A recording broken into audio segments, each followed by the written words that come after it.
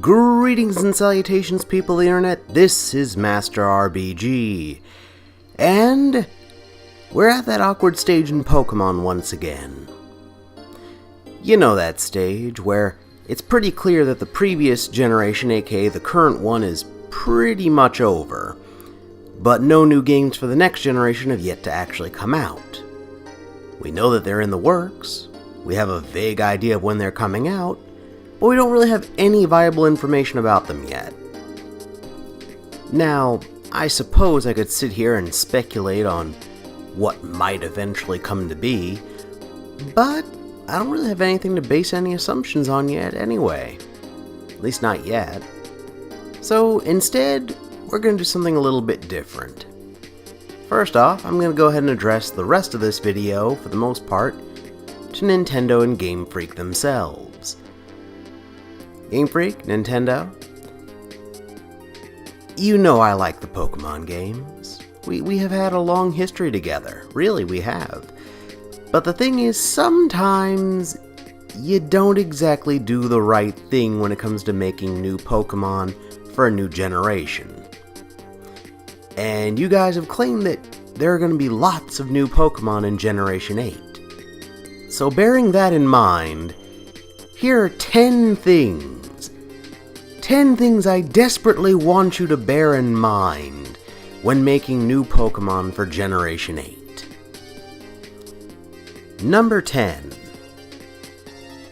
Do not, under any circumstances, for whatever reason, make the majority of the new Pokemon almost impossible to find. This was one of the things that infuriated me about Generation 7. Granted, there are other issues, and that's a topic for another video altogether, but the fact that there were so many of the new Pokemon that only had like a 5 or 10% chance of being found in whatever island area that they could actually be located in, and it was ridiculous. In a new generation, it's the time to shine for all the new Pokemon. Why is it so easy to find non-native Pokemon, but such a ridiculous chore to find just one or two of the new ones? It's ridiculous. This should have never been a thing in the first place. Please, don't repeat this. Number 9. Reinventing the wheel. AKA, don't make generic doppelgangers. Okay, guys, seriously.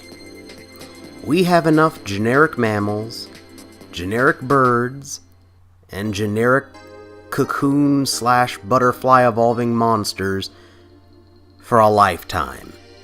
We don't need any more of them. Please stop. Unless you can do something legitimately new and interesting and unique with them, I don't want to see more of them. Nobody does. We're kinda sick of them at this point. Number 8. Make more baby Pokemon, please. Guys, baby Pokemon were a bad idea from the get-go. Okay, I know from a marketing standpoint it looked like a great idea. You could fill up extra Pokedex entries, and all you have to do is basically just make smaller versions of already existing monsters. That sounds great, really, except they don't serve a purpose. They end up just being one more difficult to obtain monster because, hey, you gotta involve breeding in actually getting the little suckers in the first place, and then you have to do a friendship evolution to actually evolve them. And that, of course, is a royal pain in the behind too, and on top of all of this, they add nothing. They don't give you any kind of benefit. There's no advantage to having a Clefairy that was either a Clefairy from the get-go or a Clefairy that used to be a Cleffa. They're exactly the same. Nothing of significance was gained except for like one throwaway attack that you would have never used anyway. So what was the point? Answer, there was none. You just had to suffer through having a super duper weak Pokemon for no good reason. Number 7. Inventing a needlessly lengthy and or complicated evolution method. Now look, I understand not every Pokemon can evolve via level up. That'd be too simple, too straightforward, the game would be over way too fast. So yes, you need a little variety. The odd friendship evolution here, stone evolution here, location evolution, even some trading evolutions. Okay, sure, no problems there. The problem is sometimes, not always, but sometimes, a Pokemon that already has one unusual method to evolve gets another evolution later that also has an odd way of evolution as well. So you end up with a Pokemon that might have to level up with friendship to get to its middle form, and might need to be traded or have an evolving stone or something like that for its next form. And that's almost okay. You really, push the limit on this one. But please, Game Freak, Nintendo, don't make them any more complicated than they need to be. Okay, I don't want to see anybody who needs to level up at night holding an item, and then their next evolution requires another hold item, trading, and a specific time of day as well. Okay, let's try and keep it, reasonable. There's a difference between challenging and unreasonable. Don't cross that line. Number 6. Make another Pokemon where all the members of one gender are completely useless. Now, just to clarify, I have no problems when a Pokemon has a divergent evolutionary line. Like, Gallade, for example.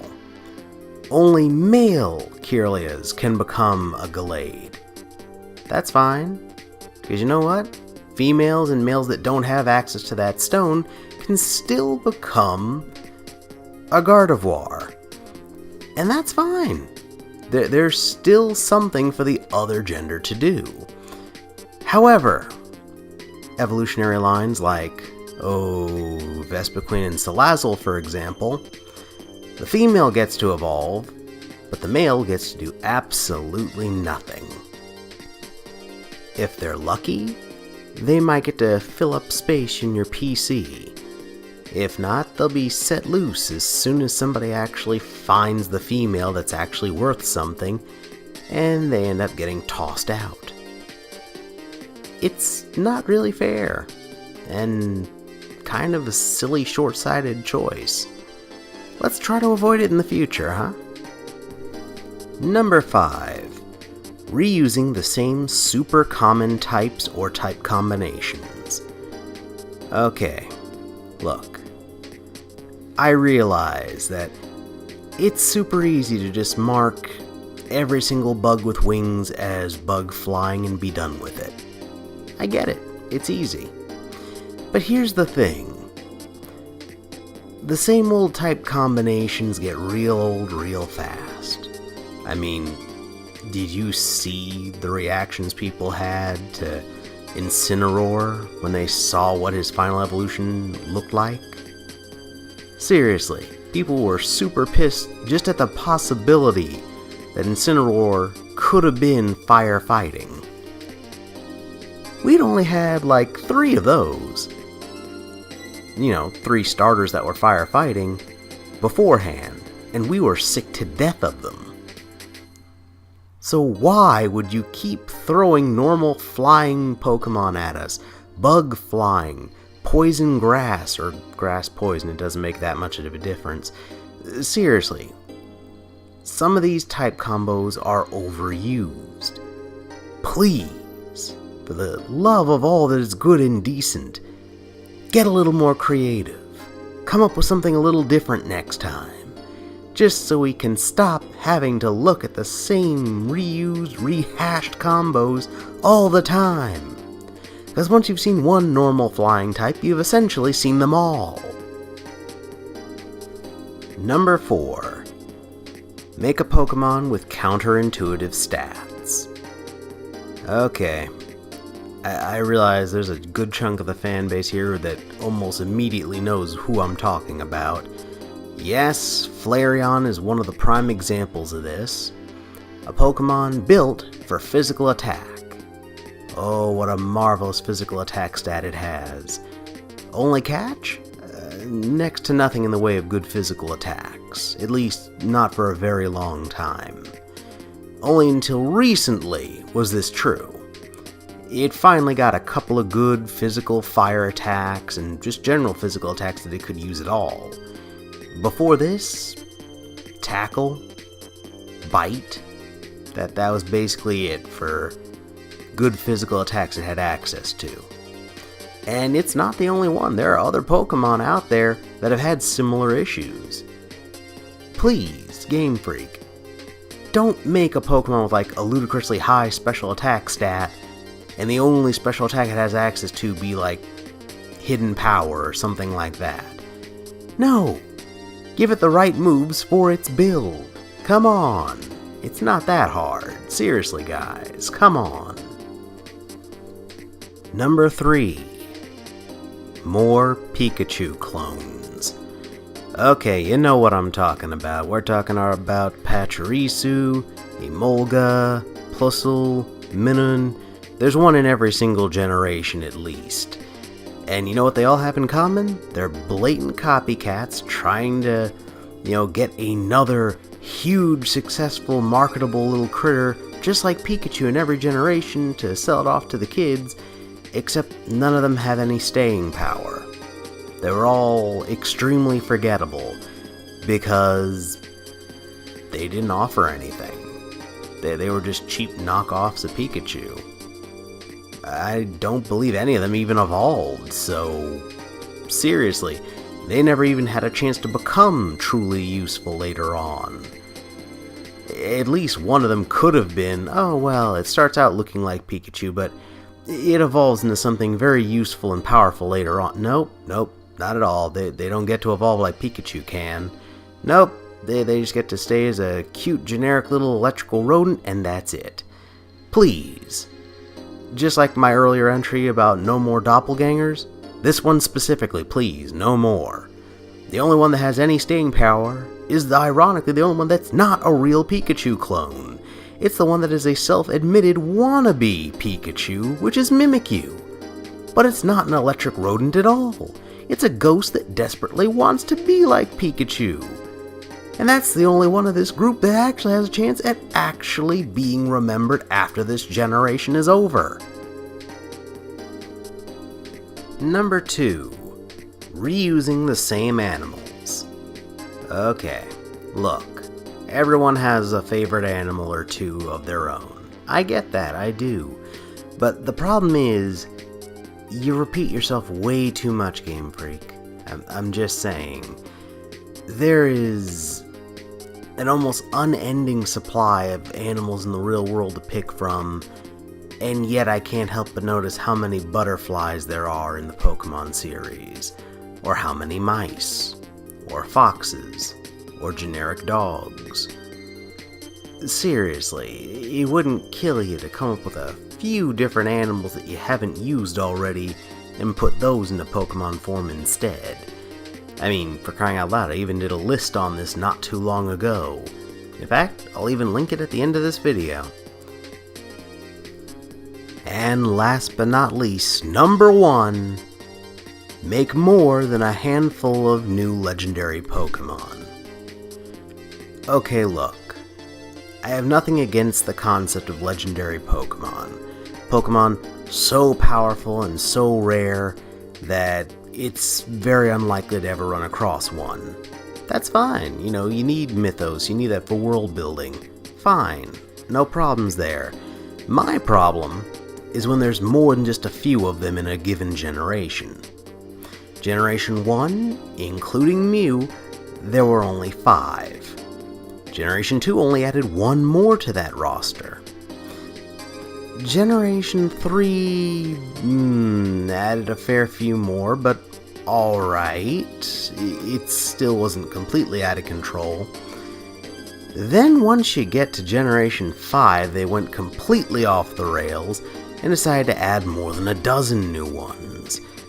And the problem is, when you add that many, you devalue what it means to even be a legendary Pokemon at that point. I mean, seriously, this is the same for anything rare or valuable. Gold and diamonds are rare and valuable, and that's part of what gives them value, the fact that they are rare. But I can guarantee you, if all you had to do was dig in your backyard to find some diamonds, they wouldn't be anywhere near as sought after as they are. And the same thing kind of goes for legendaries. You have so many, there's no way you can give all of them screen time. There's no way that you can give all of them the character development and backstory that they deserve. So, for their sake and ours, go easy on the legendaries next time around, okay? Let's try and keep the number at 6 or fewer, okay? Does that sound fair? I think that sounds fair. And that, ladies and gentlemen, concludes my list of 10 things that Game Freak should absolutely positively not do when it comes to making new Pokemon for Generation 8. Hopefully, at least one of their members might have actually run across this video, although I very much doubt it. Oh well, fingers crossed, hoping for the best. Anywho, if you enjoyed this, give me a thumbs up. If you'd like to see more of my nonsense in the future, hit that subscribe button, and of course, don't forget to hit that notification bell to be absolutely sure that you hear the moment any of my new content goes up.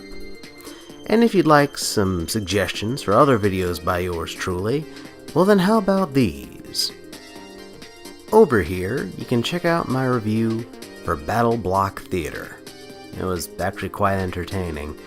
And of course over here, you can check out my previous Pokemon video, 10 animals who have yet to be made into Pokemon. Honestly, I'd like for any of them to end up as real Pokemon Generation 8. But go ahead and give either of them a look, see? They're both fantastic, just like you guys have been. Until next time, this is Master RBG, signing off.